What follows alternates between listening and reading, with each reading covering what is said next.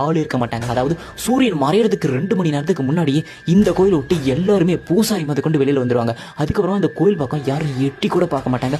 அவ்வளோ ஸ்கேரியான கோயில். ரெண்டாவது பார்த்தீங்கன்னா பாண்டிமணி. ரொம்ப ரொம்ப ஆபத்தான முனியில இந்த முனி தான் முத இடத்துல இருக்கும். காரணம், இந்த பாண்டிமணி ஏகப்பட்ட பேய்களை தன்னோட கண்ட்ரோல்ல வச்சிருக்காங்க. மதுரை முழுக்க இருக்க எல்லா பேய்களுமே இந்த பாண்டிமுனியை பார்த்தா அலறி ஓடுவாங்க.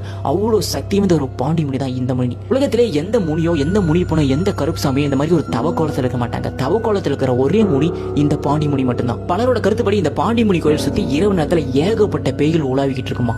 மூணாவது பாத்தீங்கன்னா வெண்ணங்குடி முனிப்பன். பல தடவை பல பேத்தால இந்த முனிப்பனை நேரிலேயே பார்த்ததா சொல்லியிருக்காங்க. 24 மணி நேரமும் திறந்திருந்து 24 மணி நேரமும் பூஜை நடக்கிற ஒரே முனிப்பன் கோயில் இந்த முனிப்பன் கோயில் தான். இந்த கோயிலுக்கு பக்கத்துல மிகப்பெரிய ஒரு ஹைவே இருக்கும். அந்த ஹைவேல முனிப்பனை பார்த்ததாகவும் பேய்கள் கூட முனிப்பன் சண்டை போட்டதாகவும் பல தடவை பல பேர் சொல்லியிருக்காங்க. தமிழ்நாட்டிலேயே உயிரோட்டத்தோட இருக்கக்கூடிய ஒரு முனிப்பன் இந்த கோயில் தான். அதுவும் இல்லாம பலர் பார்த்ததா சொல்லக்கூடிய முனிப்பனும் இந்த வெண்ணங்குடி முனிப்பன் தான்.